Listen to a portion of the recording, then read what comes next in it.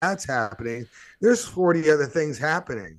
Like, Right. all the young little cheerleading girls and their whole thing's all happening Right. over in another section. And, the weightlifters and the martial artists, Right.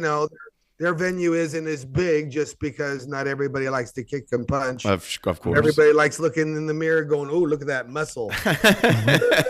Right. I have a couple of students actually because I teach at not just a martial arts gym, but there's like a fitness gym attached to it, and some of the parents who are like into lifting like heavy weight. Like I got one guy who's like 290 pounds of just stacked bricks, and Yeah. his kids take all of the martial arts classes that are available. They take kung fu, they take MMA, they take Saber class. Their mom takes self defense and jujitsu. So it's a family affair, and they're pretty excited about the event. So I'm glad that you mentioned that because I didn't even know the connection there between you and the Arnold there. So Yeah, yeah. Well, we did all that same exact thing at the Arnold for the longest time. And, all my friends it was their heyday back in the day. You know how that goes. yeah. And now everybody's 70 plus years old, but that's the way life is. If you don't mind my asking, before we hit record, how old are you now, sir? 68 now. Oh my gosh. Well, you move great and you still sound great. And I know that you're training every day. So by the time I'm 38, I hope I move half that well. So It depends. And remember, I was over in Japan and I learned the traditional way because they didn't have ERs 200 years ago. So you couldn't do any overextending. You know how it is. uh-huh. So there's lots of different aspects. Well, I'd like to talk about that a little bit tonight. So if you guys are ready, I mean, I'm juiced. I'm ready to go. Now, remember, if you ask a question, I don't really answer it. Just hit me with the same question. You can edit stuff out, right? Is that what you're going to do? I can, but I might not because Oh, okay. if I don't need to, I won't because I really like the organic nature of most of our conversations. Sounds good. But yeah, so far it's been a really organic experience. I'm pretty excited to do it. So, Alan, I'm gonna request recording permissions. Okay. We'll record to the cloud, I guess. No, I can record it on the computer. I'll do it on this computer. So I already started recording. Philadelphia. What part of Philadelphia are you from? I'm actually from Wilmington, Delaware. So Oh, just 20 minutes south of Philly. Wilmington. I know some martial artists there. You probably know my main sensei, who is Pat Caputo, and Yeah. his teacher, who is in Malvern, Pennsylvania. His name is Dennis Knackard. It's Recording don't in remember progress. names, I remember faces. Mr. You know how Caputo looks like Super Mario, but not pudgy. Yes. Like Super Luigi almost. Oh, okay. Yeah. But with glasses, and he's in his late 70s now, and he moves great Yeah. too, man. I think he's a ninth degree in Kenpo now, but I think he was working on earning his black belt in judo after like 40 years of not training in judo specifically. So I hope he found someone that could do smooth with him because judo is hard after 30. he did. He found one gentleman who was retired, and they were going through it together because they were both brown belt. You might know his sensei, Richard Hugh, Dick Hugh. Yeah. That was his judo sensei, and that's he's still putting him through it at 90 plus years old. That's nice. That's nice. Yeah. So anyway, I guess this is our official testing. We don't really need a full test. Anybody who's listening, we already hit record, and I'll probably keep some of this B-roll in because we have a guest we've mentioned on the show many times because of many reasons. One, Alan knows him in a martial arts setting and personal setting, and I've seen his content, been looking at his face and reading his words and things in magazines and VHS tapes even over many years of martial arts training. And this is the man behind not only learning the sword is that we're Learn the Sword on YouTube, but also the Action Flex line of weaponry that we hold in such high regard. So today we have Shihan Dana Abbott on the show. And Mr. Abbott, sir, if you would please give us a better intro than I could ever give for you. The best you can, sir. Wow. Now you put me on the spot. I was going to say something really eloquent, but I'm just the guy over here in Arizona that had a dream one day. I was looking at Black Belt magazine back in the early 1970s, reading it in the bathroom just because we're guys and that's where we used to read magazines. And I'm reading about, wow, look at this article and oh, look at this. And the Chuck Norris stretch it pants with a hidden crotch, what is it? Crotch gusset. Yeah. Were those the Billy Jacks? Is that what they were? Billy Jacks? Yeah. And thinking someday. Now, if you think about it, you said Billy Jack. This was in Prescott, Arizona, where you saw some of those Billy Jack movies. Yeah. So that fight scene in the courtyard or down in the court. What is it? God, I can't say those words anymore. I used to speak Japanese all the time. Sorry. But down in the court place where he put his right foot on his left cheek, that area. I lived really close to there. I worked for the county in the engineering department back in the 70s. That was fun. Yeah. I was a surveyor for Yavapai County. So that's quite a far stretch from the samurai sword. Well, no, not really. Okay. No, not really, because surveying, you've got to be spot on. Moreover, I see. Moreover, this is a small town, Prescott, back in the day. And Bob, the dog catcher, he was the dog catcher. He said at a party, he goes, do you want to learn some martial arts? And I go, yeah. So he takes me over the police athletic league at the armory. And lo and behold, I start doing punch kick with the other cops who can't stretch. And then 5 years later, I'm in Tokyo, Japan, getting the crap beat out of me. Yeah. So one thing led to the other. And that worked out really, really well. So your martial arts experience, give us a number. How many years have you been training martial arts total? Religiously? Since September 16th, 1978. Wow. It's a long time. That's when I started with the armory, and that's where it took me with that. And then it got me on the other. I was practicing at a minimum 4 times a week. I ran into some martial art nerds, and that's what you do when you're single and you're a martial art nerd. You guys guilt each other into 2 to 3 hours a day. That's exactly what happens. That's right. That's what happens. Yeah. And so, yes. So that got you. So you got to Japan eventually. What happened in between there? Okay. A long time ago, this was 1965. Okay. Yeah, 1964, 1965. We were living in the San Francisco Bay Area at the time. And I had a big brother, and he started learning judo over at UC Berkeley. Okay. And then my mom said, you better learn too, so when he throws you down the stairs, you won't break anything. And nothing was ever broken. So that experience worked out well. And then, I never fell until I started doing martial arts up in Prescott. Started working with that, and then I said I went to Japan. But before I went to Japan, I was working with another martial art nerd, and he worked with me on lots of weaponry. That's when I picked up the sword. And it was sort of like I started on, what did I start on? 3 sectional staff. Because I was started with that? Yeah. The people, when I did the police athletic league, that was kick and punch. And then you meet the guys, Yeah. And this guy, his name was Toby Delgadillo. And one of those weird guys that was just a martial art nerd. He learned it in Korea because he was in the military in Korea back a long time ago, and not married, and just his whole house was a martial art thing. And that's when I started learning Korean karate. So yeah, he beat the crap out of me. And that's what you do. It isn't pretty.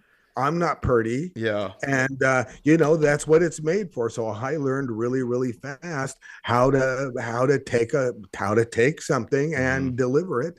And lo and behold, I started keeping my elbows in and my knees down, and and we worked with weaponry, and of course a 3-sectional staff, then tonfa, then nunchuck, and then it was the staff itself, and a few other things. But the minute I put the wood sword, because we start with wood, sure, the wood sword in my hand, it was like, oh, I like that, I like it, it just fit my hand. Yeah. And that's where I just started playing around with it. And then lo and behold, what was that?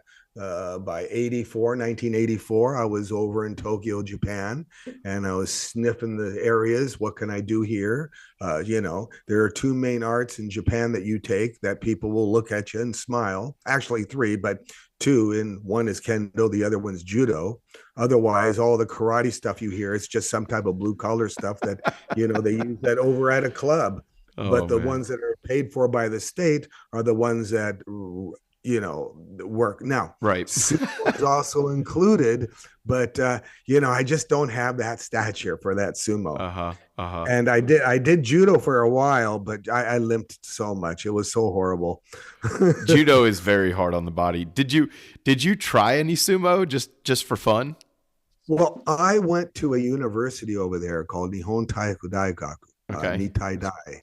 And it's the Nihon All Japan Sports University, and there you have all the different martial arts. Sure. That and even the karates or the clubs and everything. Right. And of course, there's badminton and this, that, and the other. Okay. Just because it is sports.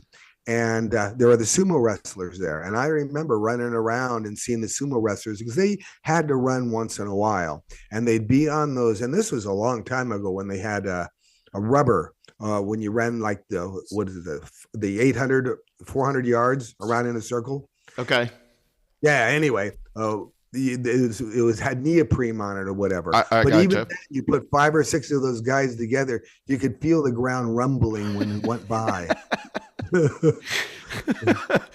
So yeah, playing with those guys, you throw yourself against them, and then you just hit this real sweaty. Yeah. It's just like a fly getting thrown up against a piece of bologna. That's right. So really, with my weight and stature, I had nothing, but it was fun because you get involved with it, and that's the art that everybody looks up to, just because it goes back the longest. Sumo does? Oh yeah. How did I not know that? Sumo. You say nothing bad about sumo. You can say anything bad about any singer at all, but you don't say anything bad about Stevie Wonder. Ooh. Same thing with sumo. I didn't realize that. I don't know how I didn't realize that, but I had no clue. It's not really televised. It's televised, but yeah, there's sumo. And you wouldn't see it only when you see the very end of it, when the big guys are fighting. Yeah. But their big guy fighter, their big guy sumo guys are your heavyweight boxing guys over here. The stars. They have the same stature. Yeah. The same, not stature is physical, but as far as, economically or socially, that kind of stuff, I have a friend, he's not a martial artist, but I was, just scrolling through Instagram stories as you do, and I saw that he is all of a sudden into sumo in a big way. Like, has his favorite fighters or I don't know if you call them fighters, but he has his favorite characters, if you will, and he gives like updates on his Instagram stories when he's watching sumo events of like what's happening, what the next guy needs to do to win whatever match he's got to win. And it's I didn't realize how serious they took it. Now you've made me like on a whole different level. I didn't realize. If you went to Japan, you'd have to go to some sumo matches, especially depending on the time of the year. I hear it's a blast to go to those matches. Really important. Those guys Hey, it's a national event. Mhm.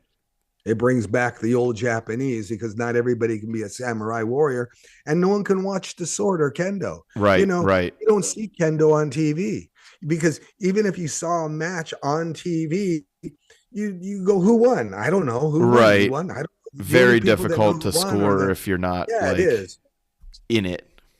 Yeah, but sumo, you're on your tatami mat and you have a couple of beers, you're eating a rice ball, and you had another couple of beers. You're talking to the guys. You turn around really fast because you spilled the beer, you clean it, put it back up, and the guys haven't moved really that much yet. So, all right, it's an enjoyable afternoon because they start off with the beginners, Yeah. and by the end of the evening, that's when the stars come out. The big guys.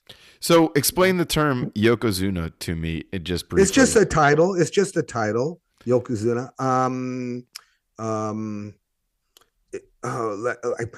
just going to throw like 1 through 10th degree black belt. Sure. I'm just going to say 8th degree black belt. Okay. I understand. Okay. So when you hear that, like a true master of the sport. No, you think some really strong dude with big stomach and chest and muscly. Remember, these guys, because I trained with them a little bit. Sure. They are, say, 300 pounds. They can do the splits both ways. Crazy. They can get down. Their hips are so big. They have bigger hips than those speed skaters. And the speed skaters. Hips. Oh yeah.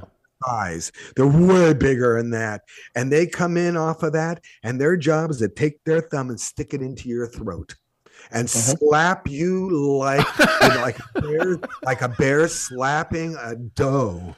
Oh man. That's how bad it is. You see it on TV and you go, no, these are big football players without helmets gouging out each other's eyes. Yeah. Yep. No, it's sort of like, yeah, it's amazing how watching that stuff or dealing with it. Now is that considered something you would be able to employ as self-defense, or is it more considered strictly like a sport martial art? I know it's a complicated question considering the tradition. No. Usually when you lose all your weight after all you're doing all the sports, or anybody, you have to remember, if you can do judo, you really can't do sumo. But if you can do sumo, judo isn't that hard. Of course, with judo, you throw people with your hips a little bit more. Yeah. But this one is a people moving thing. So you don't have to waste time, doing groundwork or throwing around. You stick a thumb in one's throat, you stick a finger in the other, you slap the crap, you break the jaw with the other one. And what are they going to do? Hang on your legs as you just drag them along? Yeah, it's a good point. Yeah. I like your answer to that. That was not a yes or no answer. That was a detailed, I like that answer, man. This might have to be called something like slap the crap out of them. I don't know. That's what it is. Go back and watch sumo again. And when they get in there, when the judge is going up, and you just see that he's just slapping each other to knock each other around. And they slap each other seriously. You see those slapping contests on YouTube sometimes. Yeah. Put one of those guys up there. I would love to see that. Oh, yeah. Oh, man. If anybody at Power Slap is listening, you heard it here first. There you go. There's your idea. That is awesome. Okay. Well, they've been doing it since they were 4 years old. Yeah. Because they pick them out when they're, the kid's a little roly-poly and he loves to eat, and they go, he could be something. And if not, he does. And if he doesn't make that, he goes to judo because he fits in that really well. Oh, that's an interesting point. Yeah. That's an and with the interesting people point. There's the reason why it's broken into two basic groups, the judo and the kendo, is there's two basic peoples. There are the hyperactive ones and the ones that have a slower metabolism. I understand and that. The slower metabolism, they go to judo and they can work at social or in a team or by themselves. And same with kendo. You can do it in a team or you can do it by yourself, right? But you still work it. the thing is, since one's hyperactive, that means that you're not going to get hit by a car because you're going to pay attention walking across the street. Whereas in the judo, you're going to learn that even down in life, you'll never fall in the snow because you'll know how not to slip. So everything has a way over the years too, from the time you're a little kid to the time you're an old person. That's interesting. I wish I had had more of like what we did in our karate classes. We did have some judo because, like I had mentioned earlier, my teacher had judo training. So we had certain throws incorporated into our program, and of course, break falling was like something we did almost every class. But I do wish that I had had a little bit more of either that or some just basic wrestling or something like that, because like you mentioned, like falling in the snow, like balance, weight distribution, those are such big things in actually getting in a fight that if you're not prepared for, your gas tank, right? Because getting thrown is way different than getting punched as far as the toll it takes on your aerobic capacity. Oh, yeah. Wait until you get a little older and you have arthritic joints in your hips. Yeah, from getting thrown a lot. Sure. So or getting beat with a sword. So the fingers and arms and wrists. Yeah. And knees. So can you maybe I want to give Alan a chance to blab in here in a minute, but I do want you to take us now. We talked a little bit about sumo and judo also. You talked about kendo, but you had gotten into the weapons here in the States, right? And then so you went to Japan. Was there a barrier of entry at all for you to get into the weaponry as a Westerner? No. Just say I was really lucky. Okay. Just let it go at that. Okay. It was at that time and era. We won the war, World War II. They didn't see any foreigners there. They hadn't seen them since World War II or a little bit past that. And here I was, I come around and I'm going, hey, I want to do kendo. And it's like no one ever came up to him and wanted to do kendo, I mean, a foreigner. So I was they were sort of amazed. And I was an Energizer bunny, so I could go all day long, which they liked. Hey, that's how it goes. Are you a tall man? I'm 5'8". Okay, we're about the same height. Yeah, 60 pounds. Okay. Yeah. They were a little taller. Okay. Yeah. That's interesting. So you had no barrier to entry, which is pretty cool. But you started with kendo, or did you start with Iaido, or what did you start with? Well, how it works out is first of all, you got to find your place where someone wants to teach you. Sure. And if someone asked me today, I go, you just stay here and learn it, because you go over there, you're going to have to spend 3 or 4 years just getting it down. Sure. By now, who wants a corner around there? So hit the question. Oh, yes. Like, so what was your progression of the martial arts of the sword while you were there?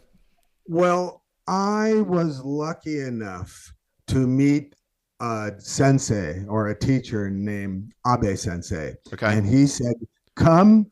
And I was over at the Budokan. I was sniffing around the doors, trying to go, oh, I'm poor. Because I saw those Kung Fu movies where you wait in front of the big open doors while it's raining, going, please, I'll be a servant. It didn't work, No. But how I got my in is I walked around to the back, and there was some old guy smoking a cigarette, and I started talking to him, and lo and behold, he goes, well, here, I'm in having a cigarette, but here's my card. I can point you in the right way. Come and see me whenever you want. So a day or so later, I take the taxi over to this address, and it takes me over to Nihon Taiko Daigaku, and they shoot me in over to this gentleman, and he was the headmaster of Kendo from 1952. Oh, man. Yeah, and he didn't know that much English, and we sat down and sort of talked a little bit, and lo and behold, I was, in like Flynn, and they beat the crap out of me for the longest time. Matter of fact, if I wasn't urinating brown or blood at least 2 times a month, I wasn't putting enough effort. Oh my So gosh. anyway, this was brutal. I mean, it wasn't brutal. It's just that these guys have been doing it since they were 4, and now Yeah. they're 18 to 22, and they're the best of the best And how of old the were you best at the of the time? best. 28. Oh my gosh. And these guys were just sort of sidestep that a tad. I'm going to go off on a tangent. Sure, sure. With the best of the best. Just imagine here in the United States, every school has a baseball team. Sure. And the best baseball team player becomes a team captain, or just say he's a team captain. And all the best team captains, they all go to college and become the best team captains. And then they go into the professions, Uh-huh. But there's only not very many up at the top. But, there's 200,000 high schools that have baseball in it, for example. Well, same thing with the kendo. In an island of 128 million people, you got a lot of high schools that all play kendo because it's part of the school system, and judo is. Right. And they all bubble up to this one, well, a couple of them, but I went to that one school where they bring in 150 people a year, and they usually have 500 to 600 students for that 4-year thing, just in the kendo program. So when you graduate from there, you're either fire department, police, military, or go on and take a kendo to the next generation for junior high or high school people, or sell shoes, depending on where you were. So that's where that is. So when you graduate from that school and learn kendo there, and when you're talking to a Japanese person that, because everybody did kendo in high school. Sure. And they go, oh, cute, you do kendo, foreigner. Oh, that's nice. You did kendo where? I go, Nitai. And they go, whoa. It's sort of like we go to military school, and I went to West Point, and you went to ROTC over in Ohio. But you didn't really know it at the time. No, not really. But, it just the way it is, because the discipline is so hard. Yeah. So what happens then is that you're in this school that's really famous for swordsmanship, and it's run by the best kendo players in the world, which is in Japan, for generations. And then these students are, of course, the best of the best, and you sneak in there like myself, and they just beat the crap out of you. And over time, your name gets known because you're the only white guy there, the only gaijin in there. And, because this was 40 years ago, and you're getting beat up. Wow, 40 years ago. Man, time flies. You're getting pounded, but you're hanging with it. And all those guys are World War II vets that are teachers, and they still know. I remember cutting off. You give them a few beers. Yeah, I remember cutting off heads down in Bataan or Bataan Deathmarch. That stuff. After a couple of beers. So what happens is that you have this school that the name is so famous. You go wherever you want, and the doors are open automatically for you. So when I got into Iaido, was same time in kendo, because kendo does the bamboo, but to get graded, you have to do kumitachi, which is a 2-man sword. So if someone from southern Japan came together, someone from northern Japan, it so homogenized these katas that they could do them together in perfect, like a dance, like 2 professionals, because they must, or they wouldn't get rank. You wouldn't have maybe, I'm sorry to interrupt. You wouldn't have maybe ever met this person, you're saying, but you could still do it in perfect synchronicity. Right. So you say you want to go for your 3rd-degree black belt, they're going to throw you in a room with a bunch of people you didn't meet, and you're going to have to practice. You practice the kata that one time, and you're graded up or out. Remember, the thing, and there's so many people in Japan, is you lose, or you both lose. Yeah, right. But it makes them strong. That's the samurai way, Yeah. We don't want a seal that coughed and choked. Yeah. So where was I? Yaido. You had just gotten into Yaido. Yes. So what happens is in the hierarchy of the Zen Nihon Kendo Reimmei, which is the Kendo organization that's a million strong at any given time. And out of that, I'm sorry, there's a million black belts at any given time.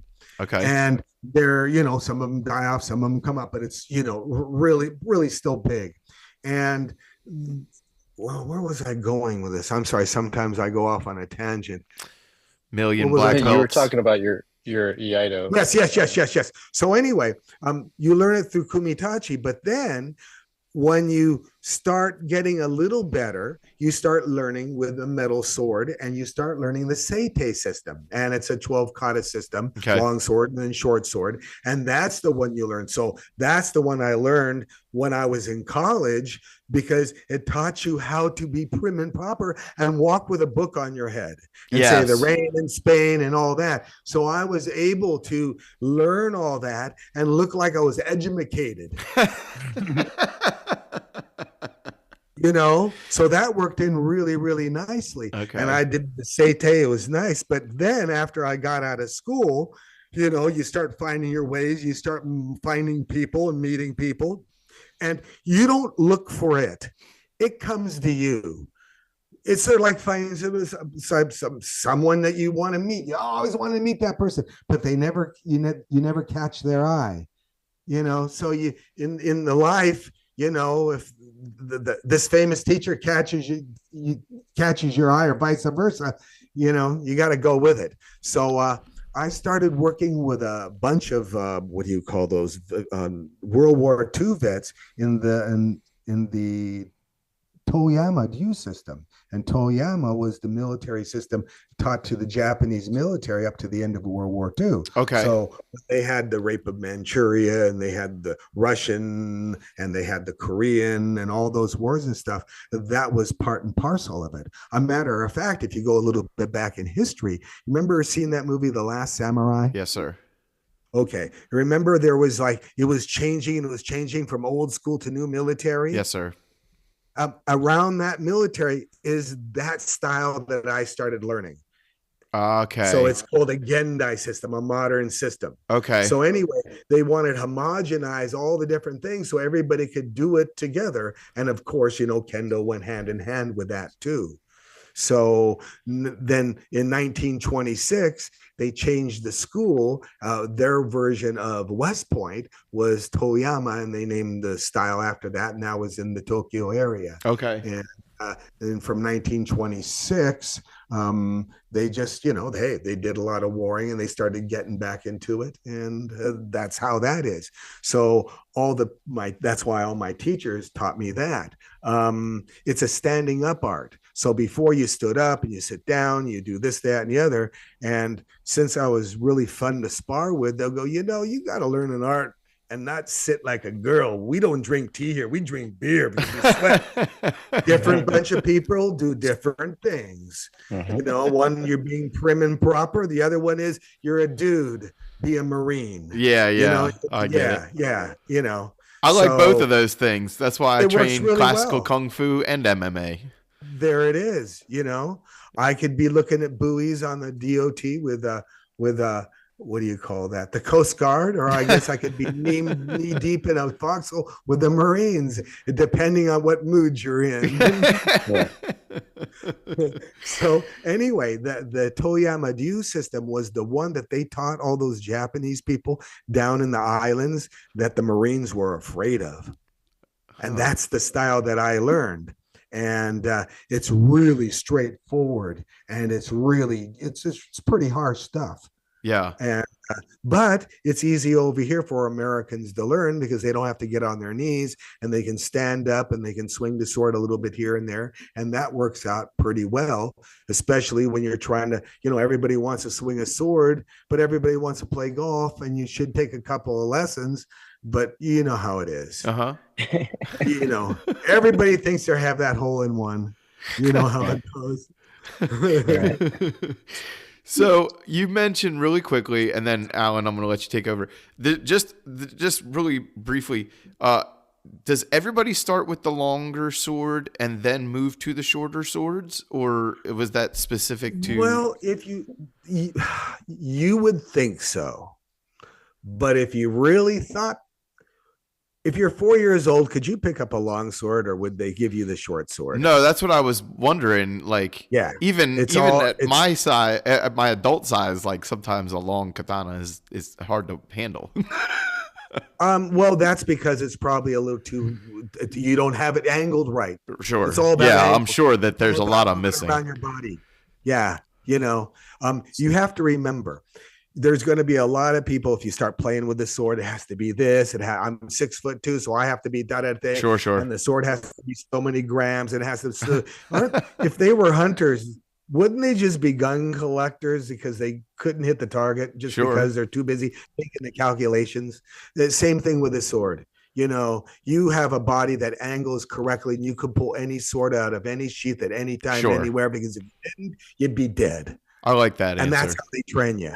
I like See that how the answer. difference is. And I am The a other bow one- hunter, so I appreciate the analogy Yes. because I'm the type of bow hunter where once a piece of gear works, that's the only piece of gear I need for that job, and I don't want to change it. Like my bow, I've been using the same bow for 12 years. A lot of the guys I know, they would have had 6 bows in that amount of time. And I'm like, why? I kill so many deer with this one bow. There's no reason to change it. So that's it. I like the way you put that. If you're a good hunter, you're just going to be able to hunt the animal. If you're a good swordsman, you're going to have the angle, the body structure, everything you need correct and aligned. Well, you have to, or you wouldn't be. Right. Exactly. You follow the path that picks. If you're really good at fighting, you'll find out. But if you're more of the priest-like martial artist, or you follow that. If you're more of the promoter one, you'll find that Sure. thing. If you're more of the Ronin, you'll go that way. For example, I have no affiliation here in the U.S. I mean, I belong to everybody, and everybody knows me, and Sure. I eat at the tables. Right. But I haven't accepted anything like, well, we can make you, a 10th degree black belt because everybody wants you, and we'll do this. But, I got all my stuff through the Japanese Department of Education. And I go, I'll just keep it simple and pure. I like that. Hey, it's just simple and pure. Don't no dog legs. So that might be the title of this episode, Alan. That's a really good title. Yeah, keep it simple and pure. Well, here, for example, speaking about the Toyama Ryu, when I took my college was over. What can I say? When I got out of college and I started, doing the other martial art, I mean, the Iaido and Tamashigiri, which is test cutting and stuff. Mm-hmm. Toyama is a test cutting group. They're not an Iaido group. It's called Bato Jitsu, which means fast draw. You pull the sword out, you cut something, you put the sword back in, and before it bleeds out, you're walking. As opposed to Iaido, which would just focus on the drawing action specifically? It's the difference between going to a Catholic wedding and a Las Vegas wedding. I got you. Okay, I got it. All right, it gets the same thing done, but the other one, it's what they do. Remember, it's not bad, it's not good. It's just what they do, and they like doing it, and they'll do it till they're 90 years old, and it's their longevity. Whereas I'm hyperactive, and I hang with those groups, and they want to be active till they're 102. Yeah, and they do sword, and it's really hard because with learning the sword, you really have to polish, always, constantly polish. If you're a pro, for example, tennis player, you always got to polish to get it over the net and be perfect. And some people can still do it 70 or 80 or 90. But if you try to do kung fu, or if you try to do karate, if you try to do judo, if you try to do sumo, it's really hard if you spar and it beats you up and you limp away. But you can do kendo, and you can do other sword arts, sword sparring at full speed, full real time. And those guys still do it. So the old teachers that I saw when they were coming into the schools, and they'd be like 92 and they'd sort of crawl into the doors of the dojo and then they stand up looking like they're 25 again and just beat the crap out of everybody. That Yoda effect. It's the Yoda effect. Where do you think they come up with all that stuff? Look at Star Wars. It's just geese put on backwards. Yeah, yeah, that's right. It's all the stuff. It's mostly Japanese and geese put on backwards. That's all it is. Oh man, that's funny. I like Yeah. that. Alan, go ahead, jump into this to this shark's pool, if you will. We're having fun here. Yes. Well, after knowing Shihan Abbott for decades now, it's like it's still cool to learn more new stuff about you and about your journey, sir. So thank you for sharing, first of all. Secondly, we've had long discussions about, the where people are going with their training. And I feel like it would be good to share like some of that.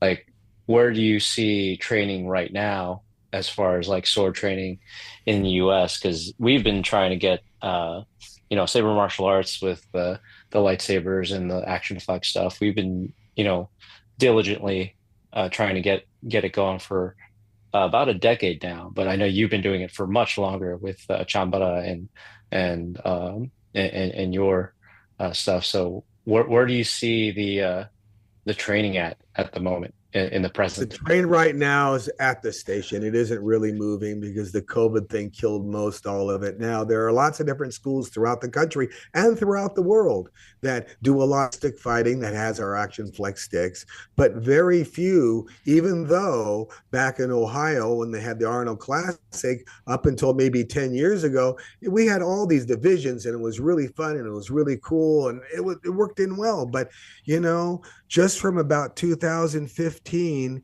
just everybody's decided that I don't want to get sweaty anymore. I don't want to do that. That's a big problem. Not to do it. My friends don't call me a chicken anymore. Whatever it is that happened. Because I remember when I first came back to the United States, people were waiting for me on the tarmac in '98. And then we started going to all these shows and I was, just beating on everybody. It was, let me tell you, it was fun.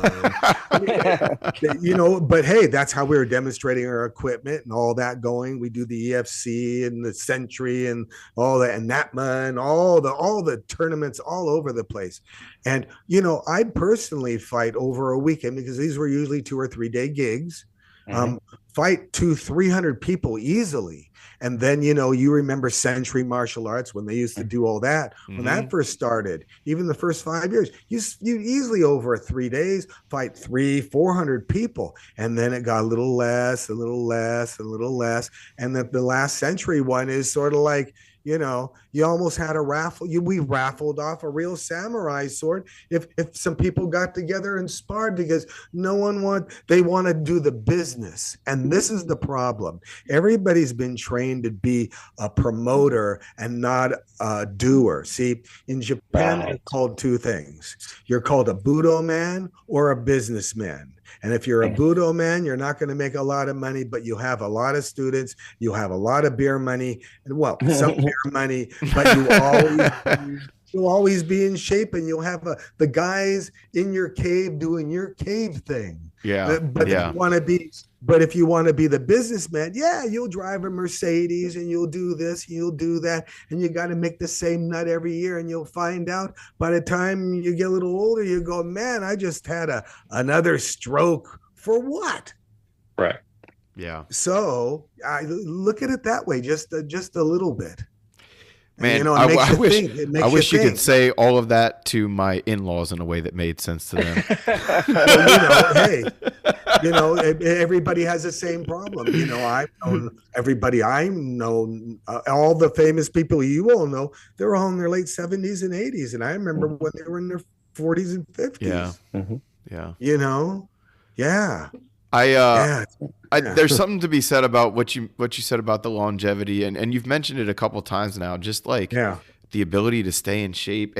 And what does that even mean? Well, for me, like I was just talking to my wife the other day, like, because I don't really work out like a lot, but I'm teaching almost every day at the martial arts place, and then I'll lift a few days a week just, to do it. But point just being, like, I'm 36. That's not super old, but I have 3 kids, and by the time I'm 46, I don't want to not be able to like chase my kids around the yard,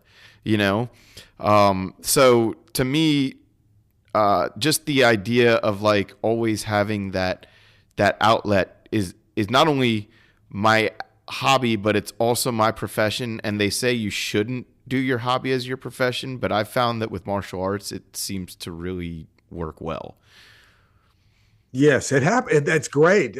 There are a few people that do it, And is it keep you in the black? Ish. My wife and I both work, and it's Then it 2025. sounds great. What is that? But yes, I can put gas in my truck. I can get to the gym to teach. I can buy my kids lunch. And I watch my kids all day. I'm not paying for daycare, so Now, that flexibility is a big deal. Next to a Dunkin' Donuts. Actually, it is. I know. Hey, I was up. We used to go to that area a lot. Every strip mall has a Dunkin' Donut, and I remember I want some sweet coffee. They have the if anybody's not sure, there's a hack when you go to Dunkin' to get the liquid sugar as opposed to the standard sugar. If you like it sweeter. Yeah. So. Yeah. Now here's something I want you to remember. If you're by these places, and I know that you're a participant because you have to be, because you're by these places, and it's something to do in the donut hours a lot of the time. I'll tell you what, I would definitely cut out soda, wet liquid, wet sugar. I'd cut that out. I can guarantee you will look in you're 36, your metabolism is 28 days plus your age. So say in 60 days, from not drinking any Cokes, any soda pop, any juices or anything like that, and keep it at just water, you'll look like those guys did in this. And you wouldn't have to work on your joints and your elbows trying to work it off all the time. You just do that, you'll be surprised, because that's what you have to do. So a lot of times, since you're, deal with a school, in those areas, you have to really make sure that you don't eat all that junk stuff. Yeah. And that's one of the biggest things for the teachers and around in schools, because if you're thinking about, you're going, I know. Just imagine all the kids. Sure. Right. They're just eating all this crap all the time, and they don't want to work out because they don't have any energy. Well, and their parents aren't. I don't want to say their parents aren't, but a lot of the parents aren't working out. A lot, 90%. Yeah, it's exactly. They don't want to say no to their kids. They want to be more their friend than an adult. Yeah. Besides that, their parents were, hey, everybody's parents were brought up on red dye number 2. It was tasty. Yeah. This is like not exactly the conversation that I planned on, and this is exactly the conversation I needed, Alan. Shihan Abbott has a way of doing that. All the best teachers do. Yeah. They give you what you need, not necessarily what you expect. Yes. So, okay. So next question there is how do we get out of that? How do we? Yes. Okay. Here's what we do. What is the future? Question. Here's the future, and this is the way it is, because you're not going to attract people like me. You're not going to attract 40-year-olds unless you're doing a cane class, and even then they don't want to look old. You're going to have to deal with the kids, and I've been looking at this pretty much. You've seen my websites, Learn the Sword, and I made it Learn the Sword because no one could spell samurai. Yeah. So you have to keep it simple. So what I would suggest is they used to have different ways you could attack your website.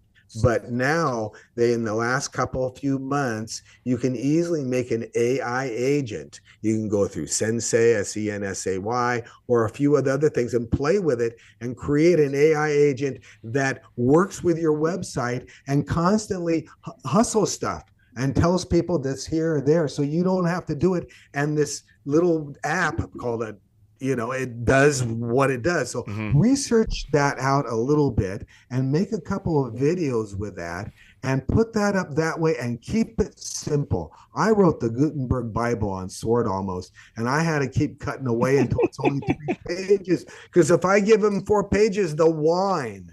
Right. And this is 16 font. So, it isn't hard. So what's going to happen is in the future, I mean, how much can you read on a phone? Right. Yeah. So what you have to do is you have to attack it a little bit more like a casino does a little bit, and just keep it short, bright, and tight. Like like me doing the cutting with when I drop the grape and I cut it. Oh, I watched that video the other night. Incredible.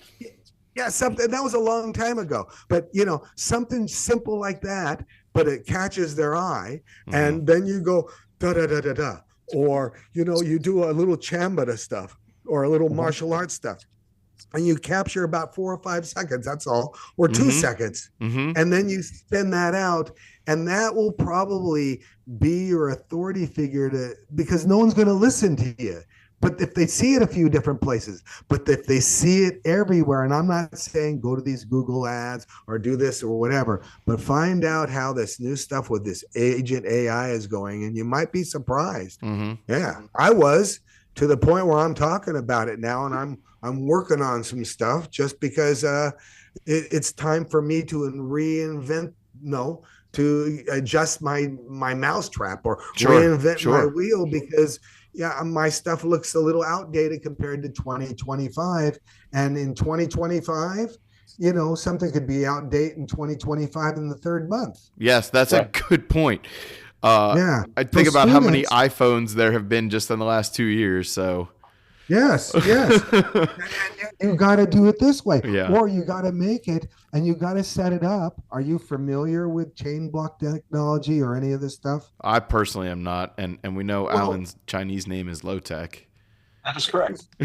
We'll just assume that you just you made say you took a picture of yourself and you made a coin of it. Sure. And you minted a bunch of the coins at $5, and then you put them up on the computer. I'm saying real simple. Put them up on your website, and every time someone would buy one, then you get a lesson like a kata 1. And okay. But more technical than that. But something where young people don't have to interact with everything, because if you say look them in the eye, they'll look down and cry and turn around. Yeah. I mean, did you hear this? Did you hear this? I heard this the day before yesterday. I'm from the baby boomer era, in the 50s. And then they have the Gen X and all this kind of stuff. They said this new one starting this year, this January 1st of 2025, is called the beta generation. That's setting them up for a downswing. It is. It is. So you can see what you're up against trying to teach martial arts in the next 10 or 15 years, when they're all telling you beta males can't even say their name. Yeah. Now you guys don't live in California. Alan, when was the last time you went to California and drove into California? Labor Day last year. Did you notice the minute you got over on the other side, you saw the white guys all sort of scurrying around and scared to look up and look at their phone, like they're afraid they're going to be called something like a racist or a homophobic or a misogynist or all that kind of stuff? I noticed that everywhere, sir. Oh, not just California. I live in Cave Creek, so it's that way all over. That's why I don't fly. I feel like Friar Tuck saying, "Puppies, the puppies." Oh my gosh, this is a great moment. We need to bottle this moment up so I can enjoy it later. Think about we're talking martial arts, and what's martial arts supposed to be? about not being a beta male. Yes, it But is. no, getting back to where, what can we do to make sure that we have new students? We have to attract them using their media so they can see you through their media, because they're not going to look up.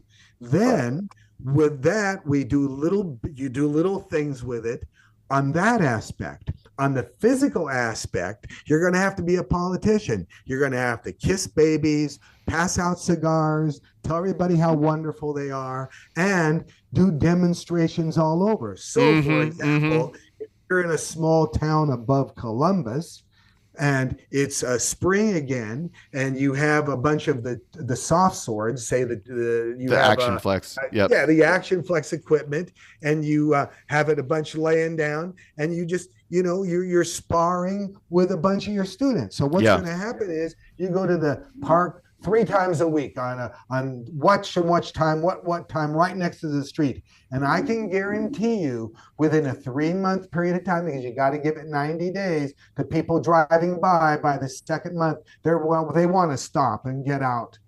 Everybody wants to stop and get out, but they're too busy and they can't stop out.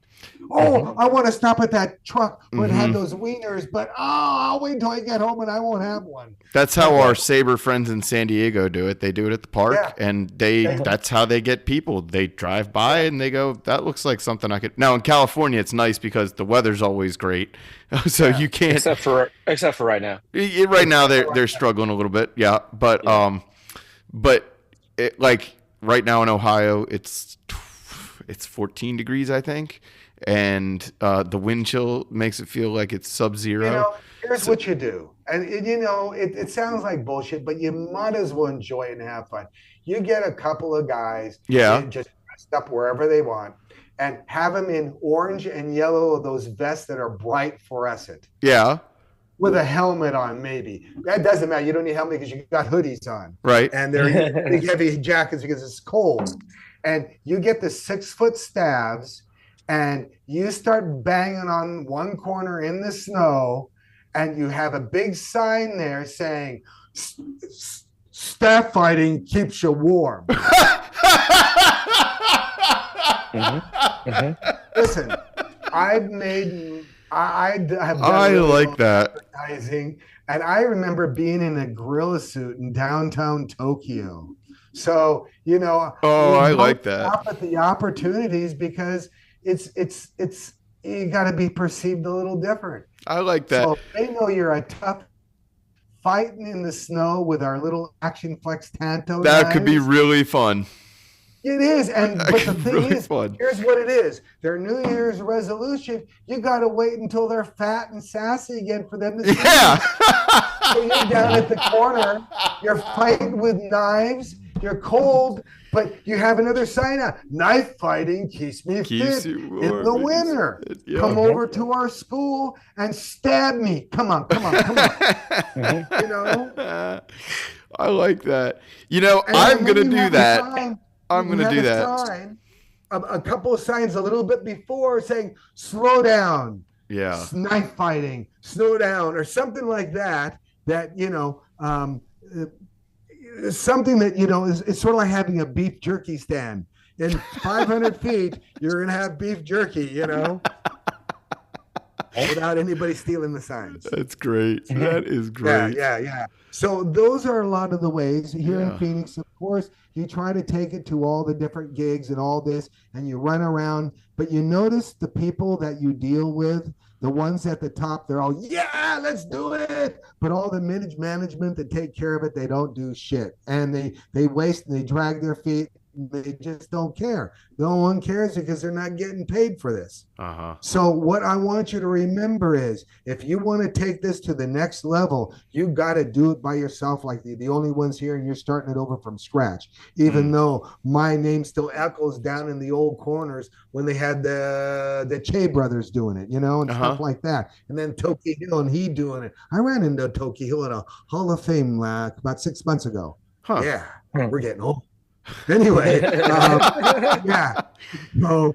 So what I want you to know is, you got to get it out there and pound it, because without your charismatic ability, it ain't going to go anywhere. Yeah. because they're going to Right. count on you to make sure that you're going to hold their hand. And the minute you let go of their hand, they're not going to. Just try to get them to do anything. Just try to get them to, for example, say you had some stocks on Apple and 5 years ago you go, why don't I help you learn some stocks so you can get this in 5 years? A little bitty investment, you can do it. You hold their hand, but they don't want to, just with working out now and stuff. So you got it. It's just the same way. And now everybody has an excuse not to. Yes.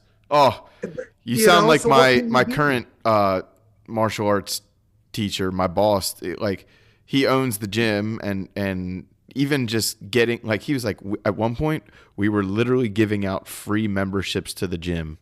And it didn't work. And it didn't work. About it. Nobody extra came. No. Only the people who already wanted to better themselves. Yes. Yeah. So, and that's what I learned. That's why I don't give out business cards. If they want me, they'll find me. Yeah. Yeah. Well, we found you, and I'm glad we did. My gosh, Alan, that lit a fire under my ass, dude. That's what I do. You learn the way of the samurai. You learn American spirits the way you learn it, and you apply this, and you screw up on that, and you fail 400 times. But all those failures, give you a stiff skin, a thick skin. And not like a salesman or anything like that, but like keep forging on. A scientist, almost. You're experimenting. You're trying your hypothesis. You have to be. So there you are. You're going along, but it looks like, and because I'm a Budo man, so sure. I do martial arts religiously all the time, and most everybody that does martial arts out there in martial art land, they're like coaches, but when they're like, say you go to college, okay, and say you went to Arizona State or Ohio State and you get a degree and your PE degree, and you call you coach, and you get a job at the local high school at 24, and you're coach, and the high school girls think you're the cutest because you're a young coach and you look good and you run fast, and all those kids can't keep up with you. Then when you hit 30, you're a coach and you fill it out a little bit more and you're looking good and everything like that, but now there's a younger coach underneath there to run the laps. And then you hit about 38, because 38's the break-off point when you pull out that whistle and no one hears your voice again. And you start pumping the whistle and everything like that. Well, you tell my kids that they got a year and a half still before they can not hear my voice. That's how coaches are, and then when they hit 50, they're filled out, they're head coaches, all their opinions are listened to, but they quit practicing what they preached. Now in the martial art industry, the same thing has happened, but they're right next to a Dunkin' Donuts, for example, and that's solely with the way the people are, because everybody eats the same and everybody only wants to practice as much. Yeah. If you made them do more than 12 push-ups, they get mad. So you got to do it. Well, you can't berate them. Blue belt. You do 11 push-ups because you talked. And the parents are all pissed off at you, and they call their lawyer. I mean, how do you compete with that? You got to compete like Apple does, and you got to use your app and your fun and that to work into it to teach them how to kill. Okay, this might be a great segue into Action Flex, because you came up with this idea, which is basically what you just described, like your app for how to train people to kill without actually hurting each other at all. Like, these are the most ingenious training tools for martial arts. So where did this idea come from? It was in Japan. Japan makes everything. Japanese are innovators. The only reason why they had bamboo and kendo is because 200 years ago they didn't have plastics. Sure. Go figure. Sure. So but it was actually, the Shinai is also a very good training tool. I love just the feel of the bamboo from the Shinai. Yeah, well, feel at it with a little bit of Shiboto from Yeah, me. sure. I understand where you're coming from. Yeah, good much. Yeah. No, it's unforgiving or a Hatsuwari. Oh, let's see, Hatsuwari. You know it as a Shinai Bukuro. It's like a Shinai with a leather bag covering it. Now, Okay. those have been around for 1,000 years, and those you learn for Kenjutsu. Okay. And then you use Shinai, the bamboo one, like you see, you use that for sport kendo. Yes. Because kendo is more of a sport. And but where the other is hardcore kenjutsu, where you can beat all over the body. So would that be like the not the prototype, but like the ancestor to the action flex almost? Yeah, that was the beginning of action flex. So you started off with like for example, PVC pipe, and then you started with, because you got to start it somewhere, and then you try this, you try that, and then you start, then you take and you go, I fit this with PVC. I found these inflatable bladders, and then I can put a pump in it. And those old pumps they have, those stems and pumps, like on the old English bicycles, where you unscrew the everything. Anyway, over in Japan, they have all those. That's all there. Okay. Not like the American stuff. And you started playing around. You can pump this up, and then you go, wow, I can wrap this in plastic and then put it around a sock. And then you pump it up. Oh, look at that. And then take it out and you're playing around with it. Oh, and you pump it up in a harder nylon bag after a while. These are a lot of prototypes. And then all of a sudden you start making these and they're really, really cool. And then you hit somebody with them and they go bing, like like an aluminum baseball bat hitting a ball. You're hitting somebody, bing, bing. And they're like, and they're really, really, really fast. And they're cool. But if you look at the American military, if you saw World War II, you'd have the P-51 fighter and the Japanese Zero. Okay. And the P-51 was really heavy and the Japanese Zero was really light, but the Japanese Zero could maneuver really well. Sure. But if they could be shot down if they didn't, Sure. Same thing with the blow-up sword. They could maneuver so well, but when you watched it on camera, you could see all the bends and everything. Sure. And it wouldn't block out anything. So when I came over here to the United States, we really had to start working on a prototype where, it wouldn't go all weenie. Moreover, over in Japan, it's very wet. It's muggy, just the environment, you mean? The environment, so rubber doesn't get all old really fast. Over here in the U.S., depending on where you are, everything breaks really fast. And Americans hit like the baseball. Don't even get me started on. They saw a video once, and now they're so anyway. Then we started figuring out how we could create one that I could hit you with. And you've used the Action Flex equipment, right? A very, very, very many years of Action Flex, yes. Anyway, that was like when we sold SENSEI on taking our patent and renting our patent, is when I said, okay, take a baseball bat and hit me as hard as you can. And they swung at my head and I blocked it out and I returned the thing with one of my choke hands and hit him in the chest as hard as I could. And Mike Dillard went, nice. Yeah, I didn't recognize that name. That's a name from the past. that goes back 20 years now. Yeah. So anyway, I still have at my old dojo, my teachers still have the Action Flex swords, the red and black ones from the first batch we ever bought. They've got to be 20 years old. Wrap handles or rubber handles? We did have the wrapped handled ones. But now they're rubber handled. They go back to 1990s. We did have the wrapped handle ones, but all the handles came unwrapped. Eventually. But we did for a while use them with just like that pipe bit sticking out of the bottom just as a handle, and then the top still worked great as a bashing stick. So we'd use it for club defense and stuff like that. But then of course over time with SENSEI,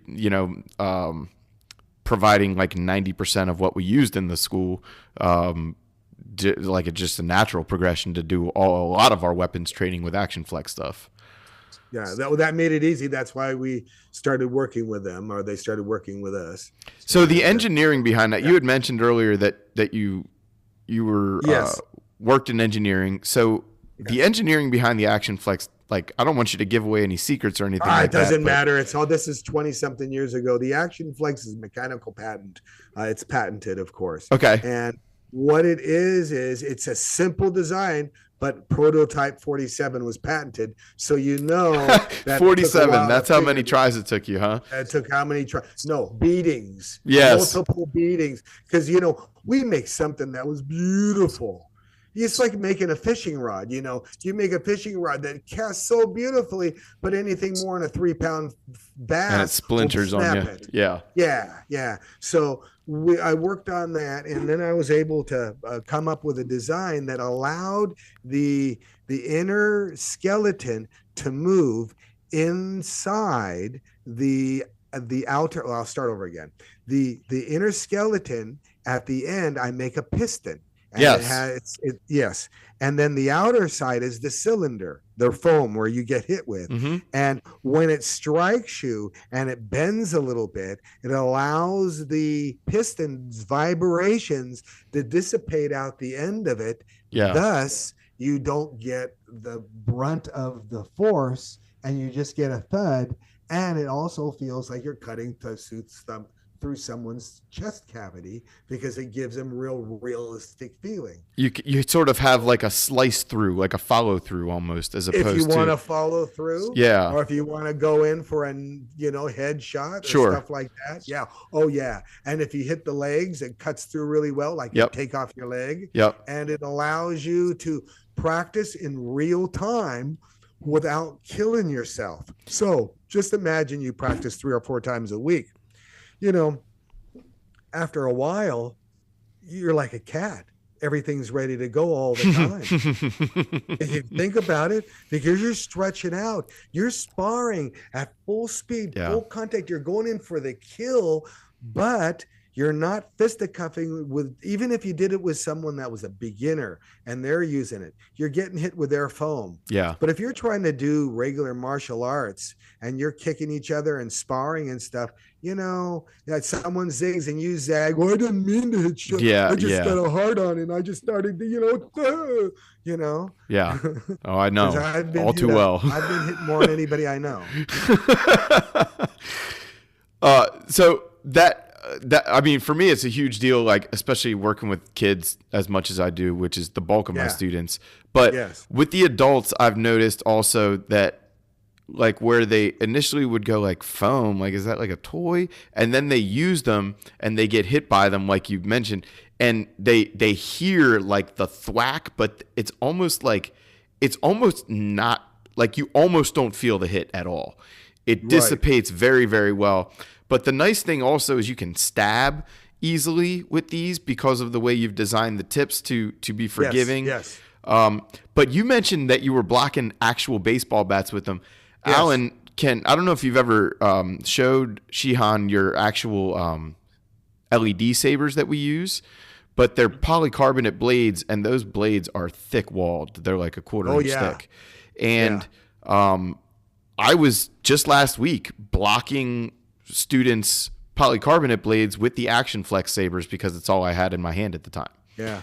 So that's pretty impressive for anybody who's actually swung a saber. If all you've swung is the LED sabers, that should make you understand how serious these Action Flex are as training tools. They're like they can hack it.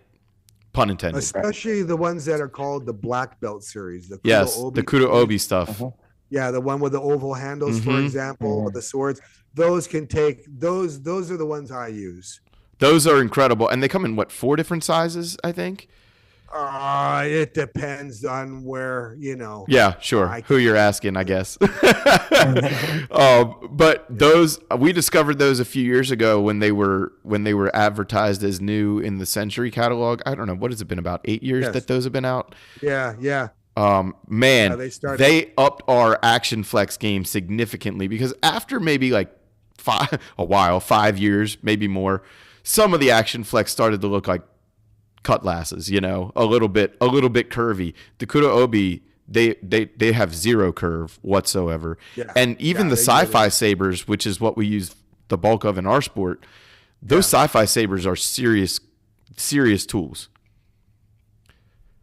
They use the same center As the Kudo-Obi stuff? Yeah, Yeah, same center. that makes sense. Because they're expensive. Yeah. They're the same. Remember, it's sort of like you are a Ford or a Chevy and you have a Suburban. Yeah. The Tahoes or the whatever, they're the same vehicle, just a different name on a slightly different chassis. Because why take perfection and screw it up? Sure. Yeah. Just change the outfit for the purpose. Yeah. And it makes it a point when you have the sci-fi saber, you don't hit as hard with the sci-fi saber. So that guarantees that you will never have any breakage. So what do you train with the sci-fi sabers at all? What made you do that? Was somebody a nerd in your circle that was like, hey, we really got to make lightsabers, man? Everybody was crying to me about 2005. Okay. You gotta make a sci-fi saber. You gotta make a sci-fi saber. And then I did, and then no one wanted to buy any.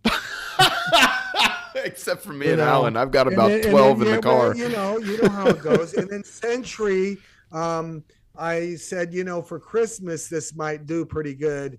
And we've probably made about 10,000 units over the years now through Century, but I don't make it through anybody else. They're a pain in the ass. Yeah. They're really work intensive. Put it this way. For one sci-fi saber, I can make 10 Kudo-Obi sabers. Yeah. And it serves the same purpose. Much the same. Yeah. So if you're getting around, like if you mentally can get around, I'm just speaking to the audience. Yeah. If you can mentally get around the fact that your blade might not be blue or red or green, right, and just deal with a black weapon, the highest quality you're going to get is going to be that Kudo-Obi series, which comes in various sizes. And now you started making staff. You started making I don't know if you still do, but at one point you had sai and nunchuck and all that stuff. Yes. Well, we used to make lots of chucks, and then Century took it over, and they discontinued lots of it because, see, people go at it tooth and nail with nunchucks, and they don't know, and too many injuries. Yeah. Too many injuries. And I'll tell you what, the chucks are quick. They are not. They are very quick. We had a set. We had two sets that we used to use in our school. From the old days, the old stuff I made. Oh, no, the newer ones, very safe. Oh, they're a little safe. They're a little lighter. Yeah. In China, they need a Viagra tablet and everything. Yeah. Oh, man. Well, I appreciate the sci-fi sabers as much as they might be a pain for you to make, man. They've really, that's how we discontinued them, and then Century started going, no, and then they had a new salesperson, and she sounded cute, and I went, okay, I'll make some. We've always loved. I personally always love working with Century. They're really good people over there. Now, if you need any of like the Kudo-Obi series, but you want a red one or a green one or a blue one or anything like that, I can easily throw a skin on one of those. Oh, interesting, Alan. Just food for thought. Yes, okay. Depending on what color is. So I appreciate that. Yeah. Yeah, I mean, I'm getting a couple more of them, so I don't know. Now, here's food for thought too. Since I have done a lot of those meets over where you are, at Columbus with the Arnold Classic, and that's what you're doing, the Arnold Classic. Yeah, we're doing that at the end of February. Thank you for the shameless plug, sir. Yeah, and you're going to be using the ring, of course, just a regular ring. Yes. And you have all the doesn't matter. It's your own rules and regulations, but if you want them, I think Alan has them. And they're all from Japan, just put in English basically. So that makes it all fun and, traditional. But when it comes down to it, if you're in a triangle, you fight in the triangle. If you're in an octagon, you fight in the octagon. Sure. So don't worry about it. But the average size is about maybe 14 to 16 feet in diameter, a square. But when you're on there, you think that you want all these different swords and all these different divisions, it becomes a pain in the ass. And it becomes a quagmire. And then you have people sitting around all day doing jack all. And I'm a hyperactive person. And I even did a lot of test cutting there at the time and all that kind of stuff. So my Uh-oh. I might have lost you there, sir. Alan, you there? Hello? Foot staff, 6-foot staff. Actually, they'd use a spear too, because a staff is a spear with the tip broken off of it. So you have to look at it that way. But a staff makes it easy for those people. So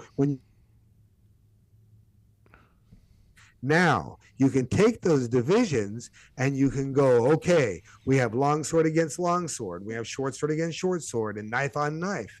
And then we can add another division. He told you double swords against double swords. And then if you get those little Muay Thai shields, you can take a short sword or a knife and have a short sword or knife and shield. Yes. Put in another division. And then you can get in there and you can do staff, and the 5-footer for the kids, 6-footer for the adults. And, you work it in that way. And, but the cool thing about it is at the end, then you can put knife against staff, and then sword against, naginata and that kind of stuff. And I'll tell you what, you'll keep people busy all the time. And your booth will be babysitting a lot of young kids. So here's something else you have to remember. We really made it big because we had a circled off area and a half a dozen to I would say half a dozen, but usually a dozen helmets just laying there. When I say helmets laying there, that means you have a dozen swords. Long sword, short swords. Right. Mostly short swords use a long sword as a carrot because that's what they want. And but the short swords are the most forgiving. Okay. So, but they're just me just talking now. So when you're sparring with everybody and they're all going back and forth and doing all this, you'll be able to keep everybody at bay. They're all learning their technique, because remember, there's going to be 30% they go, I can't do it because I'll look stupid out there, or I've never done this before. Go over there into the bullpen and practice. Come out like Sparta. And they do. Most of them do. You can see how you can program everything. Yeah. It sounds like I've done this before. And, so you have to remember, it's your advertising the way it is and the way you're going to attack it with later they can look at your app and follow you. Yeah. And stay with it, because forget-me-nots. This one will be a forget-me-not. You know, but you got to get known. Two of your guys are knife fighting on the bridge in front of the Arnold Classic, in front of his statue, going at it. They just videotape it like 5 or 6 seconds and go. Alan, that's a good point. I got a bunch of landmarks around Columbus too, where we can ignite some sabers and do little 5-second fight scenes for people and things. I would. Sure. Yeah. I would. Yeah. You can see your energy. People want to see now. Now think about this. Now this is a new era, and this new era, especially 2025, is going to be really, really good. As far as not this week, next week, probably by about September, October. That's when people will be singing a little bit louder by then. And between now and then, you got to make sure that they want to be poised to do it by the hundreds at the new year next year. I love that. Because it's going to take them 6 months to say yay or nay. Yeah. So talking, it does. It's the way people are. It's and funny. You want to do something for next year. You said, I want to do something for next year. That means 2026, right? Yep. Yep. So, no, yeah. Yeah. So you can see how this works. You got to get out there. They want to see your energy and they'll follow you. Dude, you're dumping coals into my engine, sir. You're dumping coals. Well, that's why they sent me back here to the U.S. My English is good. You really we just are. Got our... You said this earlier. You're like the perfect combination of a samurai and just like a good old fashioned like American blue collar man. Yeah. Well, that I guess they're not really all that different in principle, but it's cool. We talk about this East meets West thing with another one of our friends, K Sensei, and he just loves the idea that like martial arts in America, like I do, like the idea that it can be so varied and all that, because he grew up very strict with Japanese and Okinawan martial arts and the culture of that, but loves the idea of it all spreading around. But like you can hear it in your stories, in the way you explain things, and the way that you like approach getting students and things. Like that's like a very it mixes like that community aspect that you described of the Japanese. It's in the schools, it's everybody does it, but also that American model of like hustling, Yeah. Well, you got to. Mm-hmm. And if you think about it, if you're a dentist, you need about 800 people. If you're a hairdresser, you need about 800 people. If you're a doctor, you need about 800 people that you can see and go that will keep your lifestyle the way it is. As a martial artist and a school owner, if you could have 800 students, you'd be talking about it in the magazines. Mm-hmm. Everybody wants 800. The hard part is they don't go out there and grab it, right? Because they see another person that they got it too easy, or they, remember too, there's a lot of money people put into schools and they don't get it out. Someone inherited some money, so I'm going to build a school. It's going to be beautiful, but no students ever come.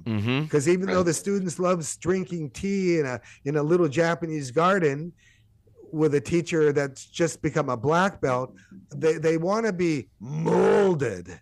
But they don't want to be molded in front of other people.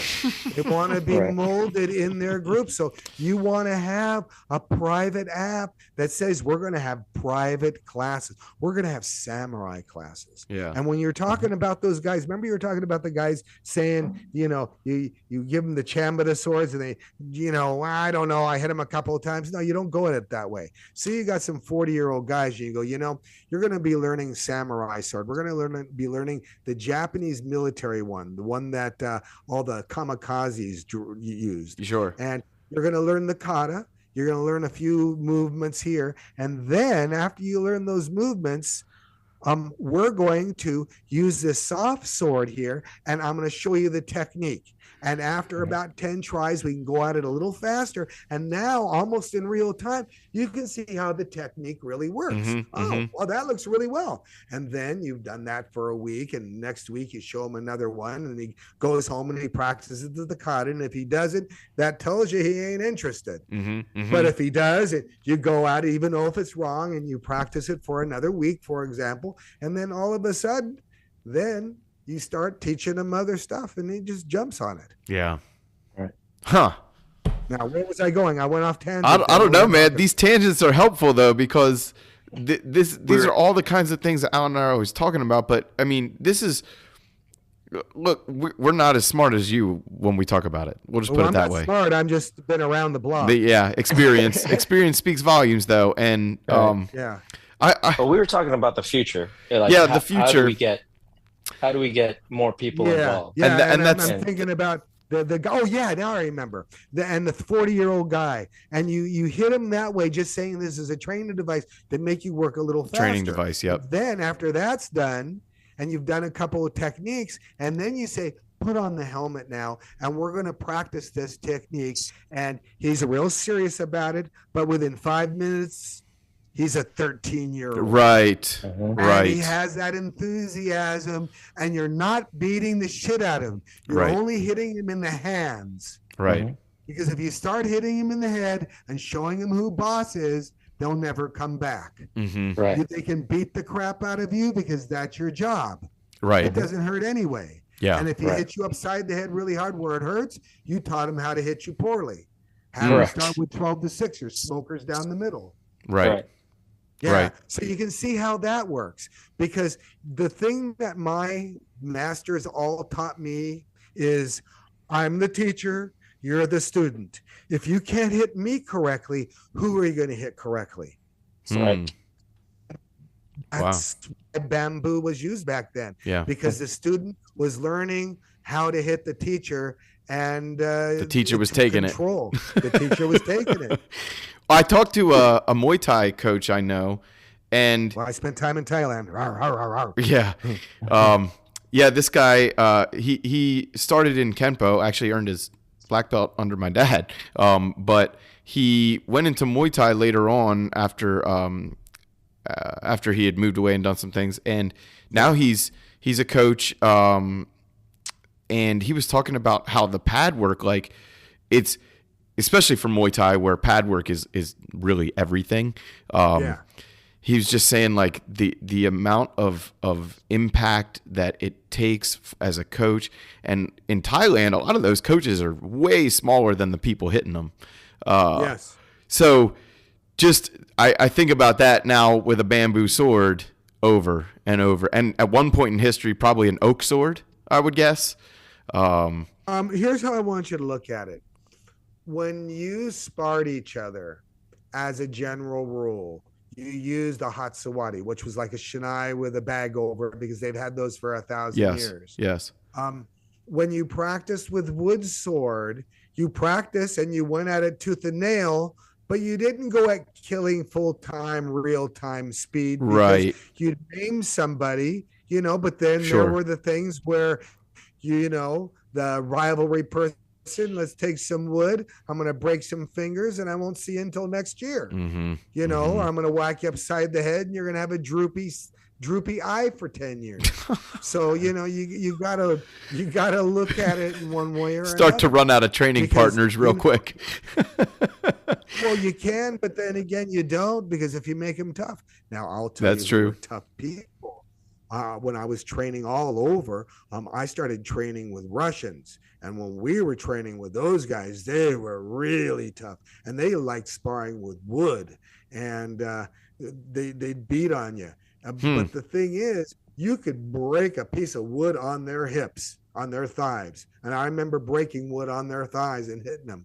And they'd come out really fast. But you'd usually get the best of them, because at that time they were all chain smokers, and after about 20 seconds they were done.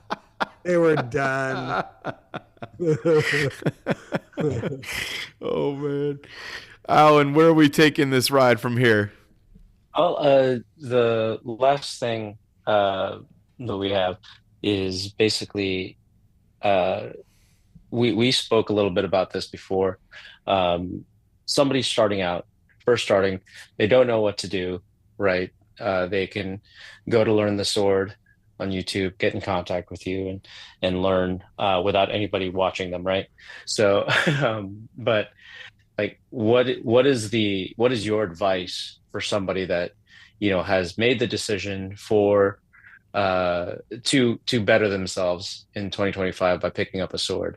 Like, is there any sort of sequence or steps that you can see somebody taking that'll actually benefit them? Yes. First of all is, for example, you have them go to your website or the website, like, hey, come to www.learnthesword.com and you'll learn everything you need to know about sword. And there's so much free stuff on that website. And that's your first mark on how to get them in, for example. And I'm losing the question. Ask me again. what just advice for like people who maybe are toying with the idea of dipping their toe into the sword or martial arts in general. Here's the hard part. Mostly you can't find those people. They find you. Right. Mm-hmm. They want to dip their toes in. Every time I go out there and I throw out a net, I get a couple of minnows that swim away because, so they hunt you out. They can't find someone that does the sword. And when they do, it's an Aikido guy that you have to do 5 years of Aikido, and then you can touch the wooden sword in a passive way. In a passive way. So I want you to look at it as the people that want to do the sword in any matter or capacity, they're looking for you. They just can't find you. Yeah. So what you need to do is you need to be seen. Yeah. That's one thing. The person that's looking now, they want to do something and they don't have time.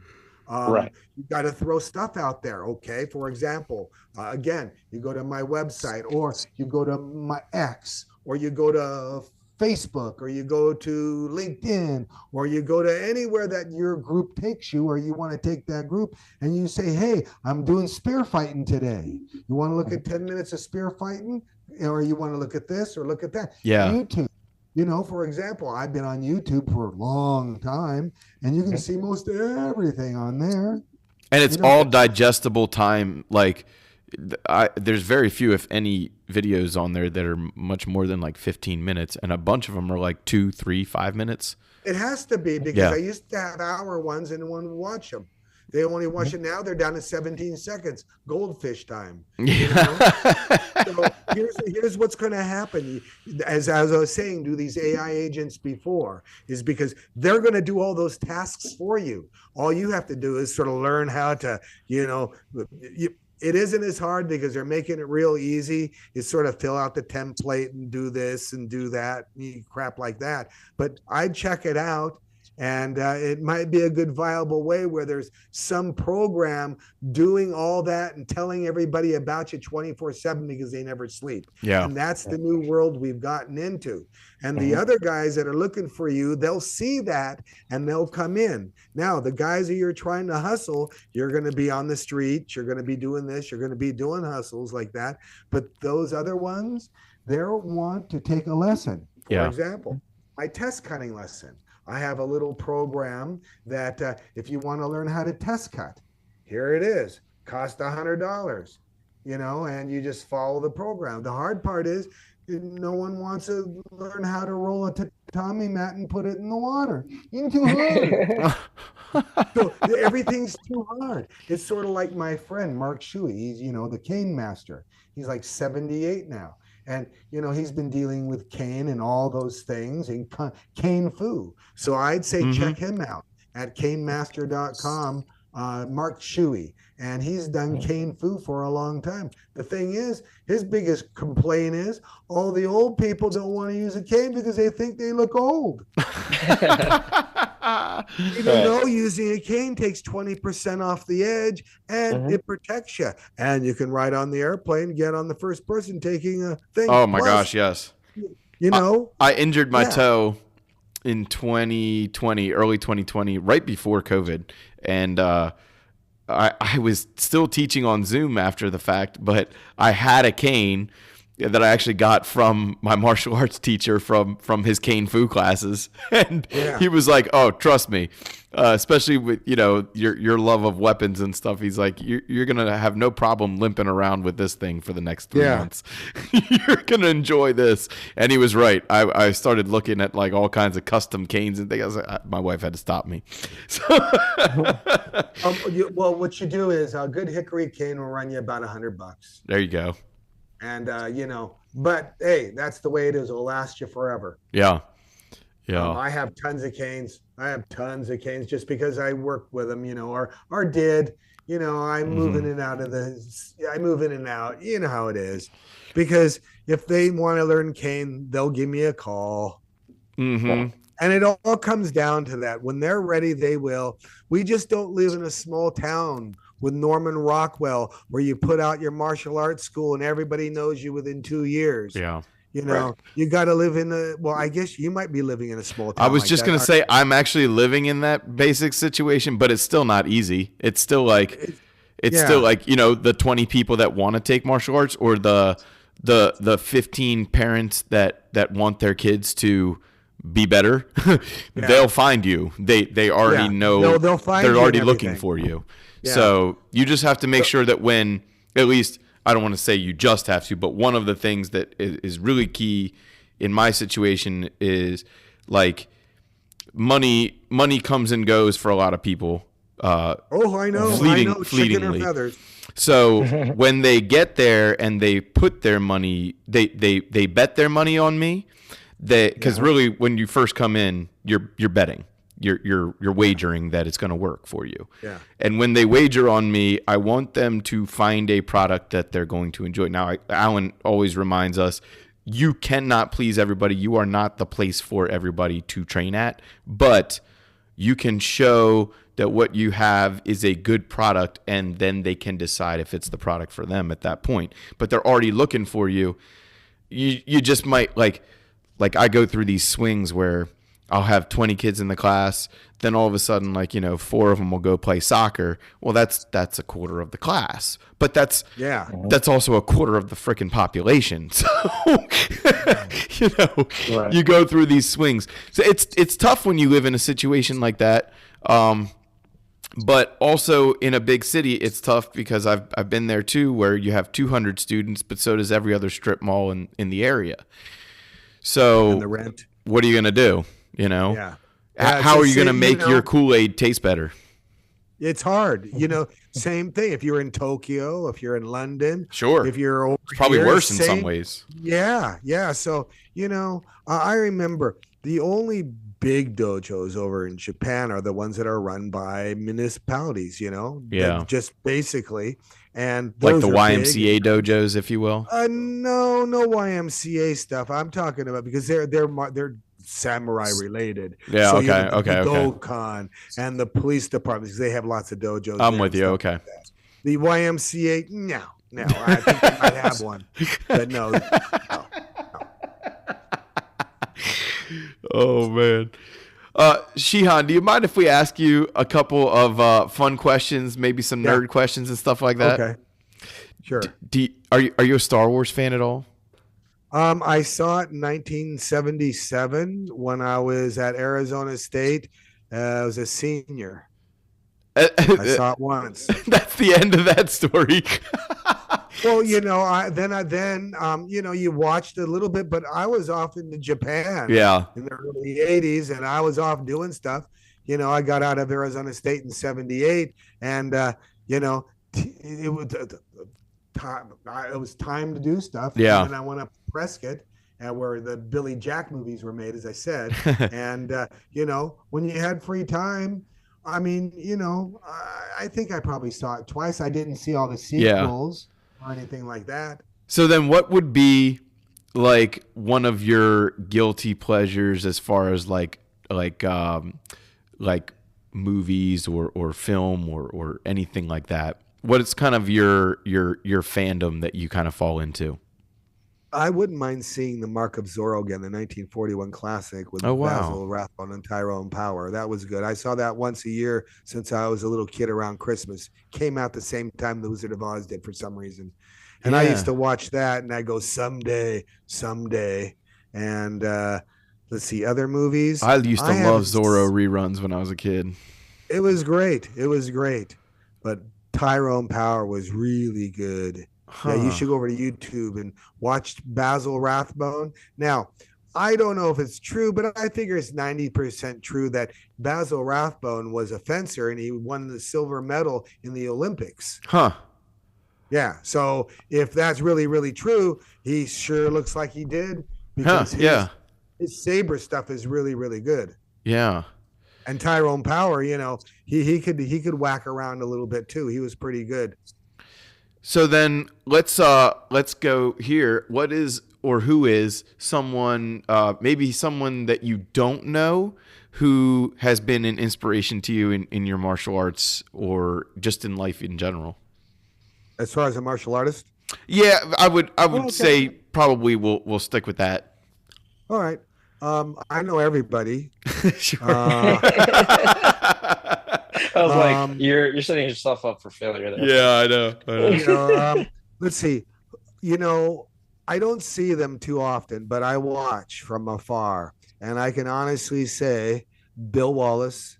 Always in good shape. Superfoot. Always good. Yeah.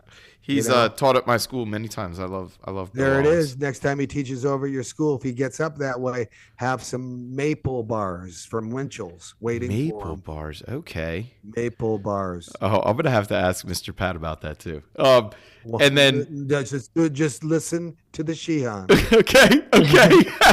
Okay. Because Bill used to do stranger danger videos with my daughter when she was a little bitty girl, and now she's 30. So that was your daughter? Yeah. How did I not the know Japanese that? girl? The Yeah. Japanese girl? I that's my daughter. Oh, I didn't know that. I remember those videos from I don't remember them well, but I remember watching those videos and of course I knew who. Oh, she loved Bill it. She got Wallace paid $25. It was a professional one. She goes, you got, Yeah, so Bill Wallace, he's always been good because from afar I watch him, and I go, he's Hmm. always in good shape, He and is. therefore I'm always in good shape. Um, I used to watch Joe Lewis from afar, Yep. and just watched out, how big of a dick he could be. Sure. But then again, I could be too. So we got along really well because I wasn't a puncher kicker and he wasn't a sword guy. Right. So when we used to do a lot of the Wounded Warrior gigs Oh together yeah. over time, And he was a we'd vet. get, yeah, we do that. And then Joe we Lewis get, was a big part of my teacher's past, and yeah. when he died, it was like a huge hit to our dojo. But Oh, it was. All of a sudden, he goes to Thailand for a yeah, movie and then he comes back, but we knew something was up a little bit sure. before that anyway, because, when you teach with him and stuff like Hmm. that.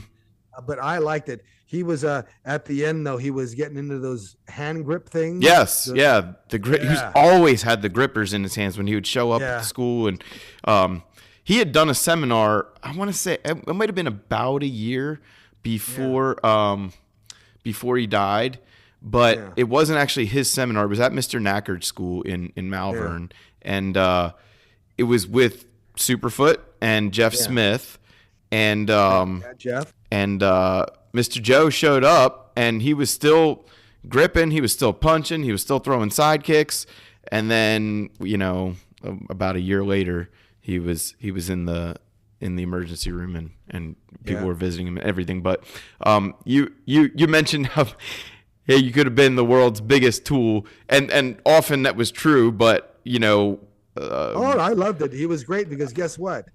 He was a man's man. And yes, you're he in the was. martial art industry, and if you go down, you're a beta male. Well, and Just so one Johnny thing that Depp. I always was impressed with him, kind of like you said, almost from afar, because Yeah. he wasn't like my actual teacher or anything. I just No. taken class from him a few times, was his acknowledgement that, like you said, or maybe an hour ago now, that the kids are really the future of this whole martial arts thing. Like, you've got to start training them young. And he, as much of like a crass person as he could be, was actually like really invested in getting kids involved in martial arts and really good with kids. So you can have both. You can be a tool, but also if you're genuine with the way you present your information and things, with which you have been with us so far tonight, and it's just you can tell that people are doing things for the right reasons. And Oh yeah. so Yeah, okay, So who else? I have a question. I have Yeah. a question for you. I would love that. Because I was part of the stunt show in San Diego Comic Con. Have you watched any Shogun? No.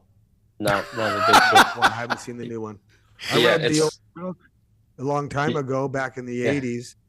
I rode that while I rode the rails in India. Go figure. yeah. I was gonna ask if you watched any No, I don't. of the fighting in that and saw anything. No, it's just all actor type of crap. But they use my Action Flex equipment. Yep. They do. Everybody uses my in Hollywood.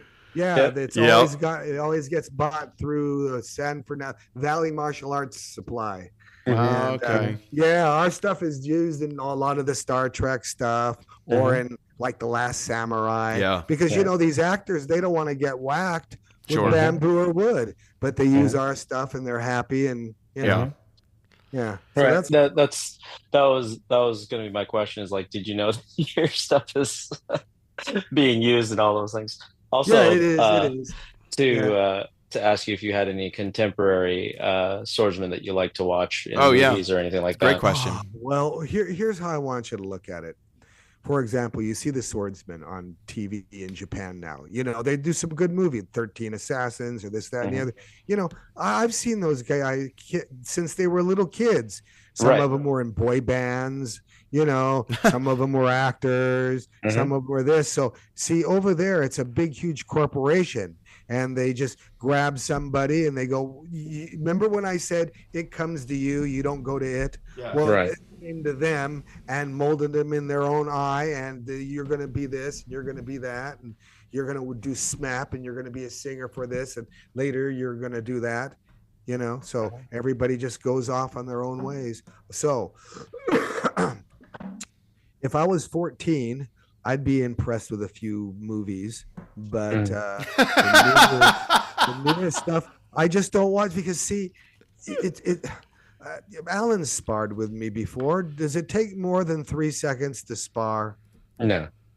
So when we want to go back and rally back and forth and everything, you might as well see the what is it called? The Marcus Zorro 1941 classic, where you see some real good action for something that's been done and choreographed. Yeah. Right. The other stuff, though, is just too. It's nice, but I haven't watched it. Sure. So let me Alan, you're gonna roll your eyes when I ask this question, because you said something, Shihan, about like just a second ago about, like, it's too actory or whatever.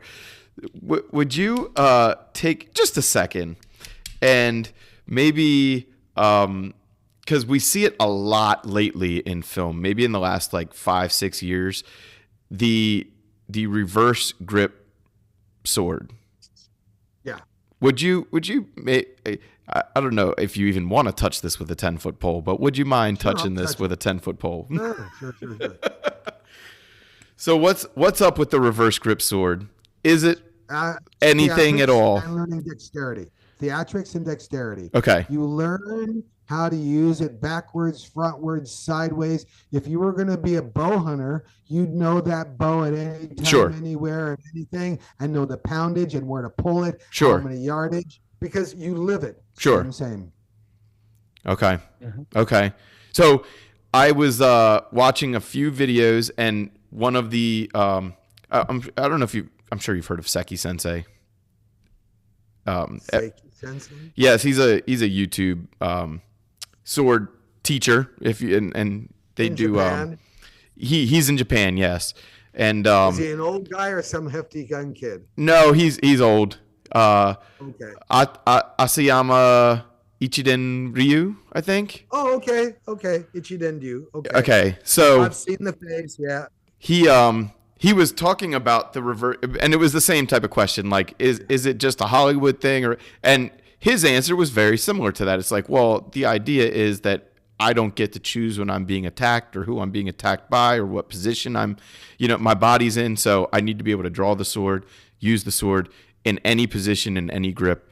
And so there you go. You've heard it from two places now. Well, yeah, you think about it, because they put a sword in your hand. If you're samurai blood, they put a sword in your hand when you're 4, and you learn it, and you learn back, forward, sideways, upside down, downside up. I mean, like a Marine with your rifle. Sure. And it ain't a gun. Yep. Yep. So that's how that is. That's what that's about.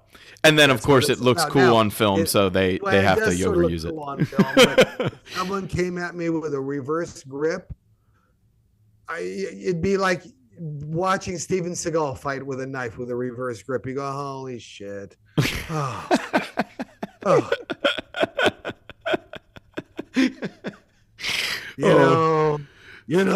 I'm with him with a sword.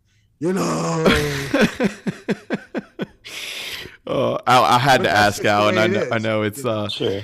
in the Saber community. That's it's often frowned upon, but I use it in fighting just because it's fun, and like you said, using the sword in all different ways. But sometimes when you're bored, you turn the sword around and just see what happens. Oh yeah. You play around with, because you must. Again, if you had a sports car, you might as well know where the paces are. Right? 5th gear. How often do you put it in 5th gear? Right? Sure. Find a flat stretch of road and see what happens. Yeah. I like that. You gotta put yourself through its paces, because see, in Japan, you might have a polished sword. Don't mean nothing, because you have to have a polished elbow to wield one. And if you have a Ah, polished elbow, you could wield a rusty sword, because it doesn't matter, because it doesn't, because the spirit of the thing will take care of you. yes. Right. Wow, that's a great. Right. Now, if you get into something really weird, do you ever follow the Book of Five Rings? Yes, I read it sometimes while I'm in the tree stand. I have never made it all the way through. Okay. But I do read it Well, like no snippets one from the ever tree does. No one ever stand. does. No one ever does. You know, that was my first book I read when I went over there. My first real really? Japanese book. Oh. Yeah, they said when I was going to knee tie dye, they go, if you read this and work on it, the first time is going to take forever. But if you read it and understand it, you'll understand what our feeling is a little bit more. Okay. So it took me a long time to learn it in that language. You know how that is. But where was I going with the Miyamoto Musashi stuff? I hate it when I get off on a tangent. Well, we were talking about playtime, basically, like turning the sword backwards because you're bored and experimenting and. So experimenting and doing, all the different types of movements, just to be with it. But then again, when you get into fighting, it's a completely different story. You want to be like a rat trap. They get in your circle of influence, bang, it's done. Yeah. One shot, one kill. Sort of like Bruce Lee's, everything should be done in 3 seconds. Or right. Less. Same thing with a sword. Mm-hmm. Whereas when you're doing all the practice, it's, no rush at all. So the difference between a lot of the sword plays is depending on how dangerous it is on the other side of the street. If it's military stuff, you want to be really direct in there. Yeah. You want to cleave over. If it's not, and you're in no rush, you just want to carve. So you feel the difference between cleaving and carving? Yes, sir. Yes, sir. Yeah. Man, so you want to know the difference on those types of aspects. We uncovered that kernel maybe a little too late. Like I wish we had another hour to unpack that one. Oh, well, here now I remember when I was back, because this is pretty esoteric stuff. Is when I was reading the book, the book about Book of Five Rings, yeah. 5 Rings. I started seeing the English translations when I came back here, and I'm looking at them because, a few of the people I know did the translations, like, Stephen Kaufman and those guys. And I'm going, wow, and everybody's always on the same page as, the unknown. Mm-hmm. Yep. It's called Sora. Anyway, you guys know it as the abyss. Right. And you hear all that. Right. They want to make that so dull and so, what do we say, unnaturally dark, and it screws up your mindset. It's like young people now, they take the word discord, which means argument, and that's what it's called on all the websites now. Discord. When you read something, oh, this is where I have to communicate. They're using the wrong verbiage. Right. Huh. So where was I? 5 Rings, experiment. While we're talking about carving versus what was it? Cleaving. Is that what? Yes, carving and cleaving. Yeah. And I'm glad you brought that up too, because working with a lot of MMA fighters, they're cleavers. They don't have the patience to carve, No. But there are some who come from a traditional background who started as carvers who had to learn to cleave. And that's a little different. I find oftentimes they're very technical fighters if that's the case. Yeah. It's simple, easy, nice angles, to the point. If you make a mistake, you recover. Yes. Yeah, and footwork. Tight. Obviously with the sword, footwork is understatedly important, but the work with sword is so simple that you overthink it. Right. Yeah. It's just standing up straight and staying out of the way.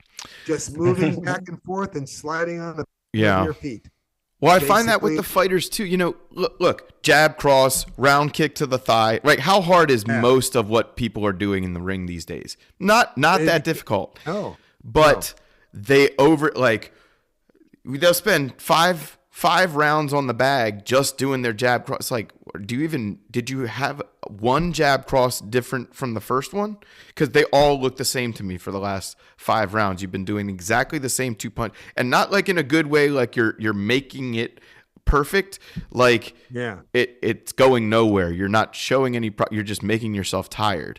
But the people who have a little technical background, generally speaking, they can take a boring lesson, if you will, jab, cross, kick to the thigh, and they can find ways to make it educational for themselves, even though they already know what they're doing. Would you say that can be similar with sword training, or identical with sword training? Of course. And you call those people martial art nerds. Yeah. I know martial the art 1%ers, nerds, if you will. Yeah. I've seen them all over the world. And when I see them, and you've probably seen a few, is when they get in the ring, they got a grin on their face. And, for example, I know judo guys from Singapore to Tokyo, and they look like when they get into the ring, they look like little kids jumping in the pool on a raft with big smiles on their faces. Yeah. Or guys with the swords that know judo and jujitsu together. They move around like orangutans. Because they started as carvers and artists, and now they get to become the wrecking ball. And they do it so smoothly. They do, and with a big cold grin on their face. Yeah. I like good stuff. I like where this conversation has progressed. So I know we've had you for almost 2 hours, Alan. I want to give you a chance to say what you were going to say. Before we get out of here, though, do make sure that if you have anything you want to tell us about, you tell us before we cut you off. But I do want to be respectful of your time, Alan. What do you got for us? I was going to ask if there was any events or anything else. We are bringing Action Flex equipment to the Arnold Sports Festival. We're going to kick this in the teeth in 2025. And I know for a fact I'm doing a kids program whenever I do Saber stuff as well. So all the things that, my teacher, Shihan Abbott, has said, I've been trying to implement for nearly 10 years now. And the ball has finally started rolling on this side. So I wanted to thank Shihan Abbott for, all of that, because he told me that 10 years ago, and like everything. Yeah. It usually I'm not the fastest learner. Well, I can't eat a sandwich in one bite. I don't know about you. I gotta take several bites to eat a whole sandwich. So it took me a long time, because hey, you don't really know until later. Right. Well, and you're still training. I mean, we talk about all the time. Training, a black belt is a white belt that never quit, and it gets to be trite when you hear it sometimes, but it is the truth, and you're an example of it. I mean, 28 years old to the spry 48-year-old you are now. 68. Right. No, in all seriousness, I mean, it's just, you're talking about these things with the experience of somebody who's done it for so long, but with the openness of somebody who's just now getting bit by the bug. I love that. I mean, your enthusiasm clearly has not died. And if it ever did die during the course of your martial arts career, as it sometimes does, we go through these roller coasters. I won't teach kids. There you go. There's your. It died with youth. I won't teach kids anymore. There you go. Really kids. Yeah, it's hard to teach them how to sit still. Right. Yeah. Well, and at that, I mean, at 68 years old, you have earned the right to not have to teach kids anymore. Let's just be fair about that. Yeah. But I mean, if that's what it takes to keep your passion, we're appreciative of the fact that you have all of it still, because you're bubbly as hell. You're telling us you've inspired me in a big way to just be like proactive, which you know, Alan and Yeah, I have that's been. what it is. That's all it takes. Yeah, I mean, we've been talking about it, but you're telling us that's what we need to do. That's what we're gonna do. Yeah, listen to And Shihan. one last thing, because I know Fodes is chomping at the bit to ask you. There is one question we ask every Yes, guest you know it's coming. that Mark likes to ask him, because it's much more important than anything else he's ever asked you before, and that is, what is your favorite pizza topping? Pizza toppings. Well, right now we have a brand new, not brand new anymore, but a pizza maker or a pizza oven. Oh, So we use we make our own dough. yeah, We make our own tomato sauce and work that in. nice, We get our cheese, usually goat cheese, sliced, interesting. nice. And then I put it into the oven and move it around, and it's at 600 degrees. Yep. And it makes really good cheese pizza. We had a cheese pizza 2 days ago, and then the second one had that with sliced onion, you know, a little onion on it. Yeah. If I was a kid from back in the day, extra cheese and mushroom. Really? As a kid, you were Yeah. into mushrooms. Me too. Yeah, extra cheese and mushroom. That's why I like Interesting. pepperoni was okay and stuff. But now go to Japan and eat pizza over there. That's a completely different story. I've eaten pizza with corn on it. I couldn't even say the word. There's so much butt. You know, everything that you can put a meal on it. Yeah. Right. Yeah. They have a like a pizza place that cracks an egg over your pizza, right? Yeah. Yeah, whatever pizza you order, they crack an egg over it. Yeah. That's part of Well, part of you their know, thing. that's because they like that. They like that. Yeah. Yeah. And for me, Okay, so we got the really important question out of the way. Now, not as important question, but it's a short one, and it's highly pertinent to our show, which is, if you had a lightsaber, a real lightsaber, what color would you imagine the blade would be? Well, I've always been used to blue or green.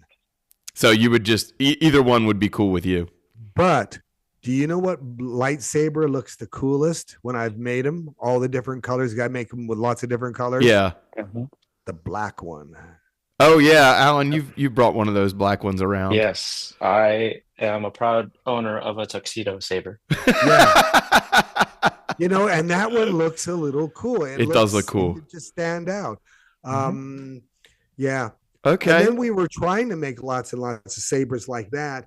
And we were there was times where I worked with lots of people around the United States putting on the sci-fi saber, you know, the real ends and stuff. Yeah. But everybody at the end of the day said, well, I like this and it has padding, but I want lights in the padding.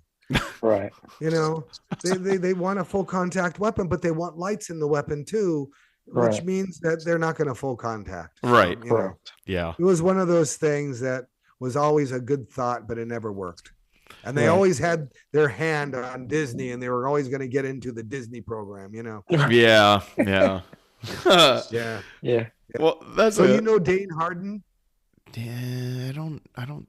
Doesn't sound familiar. He was part of that whole June Ree and Joe. Okay. And all Bill. Okay. He was the colonel. He was the military flight surgeon. Okay. Nice. Anyway, you know, I just thrown out a name there because he's one of the guys. You know what I mean? Sure. Well, we've been at this 2 hours. You have been more than generous with your time. I want beer. I want beer. And donut. Bosa donut. Actually, I cut out all sugar. I haven't had a soda pop in over a month now, even though I never drank them before. But it's really nice when you kick everybody's ass all the time and you go hips forward, you get osteoarthritis. And now when I drink a sugary something, my hips ache. Yeah. So Yeah. Shihan, New world. is my normal when I come over to your house with a box of donuts, or am I not doing that anymore? You're still gonna do it. I'll just Okay, as long as that's clear. So we'll have to, if you would be interested in the future, we'll have to get a box of donuts and a case of beer and have a conversation again sometime. Sounds pretty good. This was just amazing. We got to thank you. I just personally want to thank you, but on behalf of anybody listening, thank you very much for sharing your time, sharing your stories, and lots of humor with us. Hey, we just gotta talk like it's just a normal day. You know how it is. But I had lots of fun talking. I appreciate it.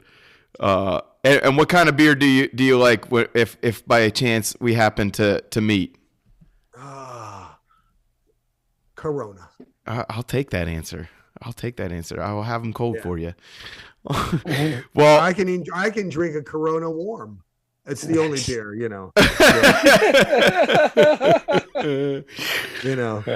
Well, if you are listening, please visit learnthesword.com. Check out Learn the Sword on YouTube. I know you haven't posted in a while, but there's oodles of information on there. Lots of cool videos, good information. And check out Shihan Dana Abbott. Wherever martial arts is talked about, you will see his name. So just a really phenomenal conversation. Really an honor to get to know you a little bit. And I got to say, I'm super jealous that Alan actually gets to hang out with you and learn some martial arts with you. So thank you again. It does make it fun. And thank you very much for having me on. Absolutely. Are there any other socials or links or anything that you want to tell anybody about where they can get find what you're up to currently? I've been hiding underneath the porch for a while. Fair enough. You know how that is. And all my instructors, when I first went over there to Japan, they're my age now. They were in their late 60s, and they were the World War II vets, same as my dad, same age as my dad was, and all that. And now I'm their age, and I followed their life plan, for the past 40 years. And I am a carbon copy of my sword masters because I've never gained or lost weight. I've always been 160 pounds, no body fat, always in good shape. I have a little limp now, but you have to remember, if you do it the traditional way, you always maintain the traditional body, and it's like finding the fountain of Eden, where you're good for a long time. So I'm really happy with that. And when you start learning the sword, you start swinging the sword. It's a pain in the butt.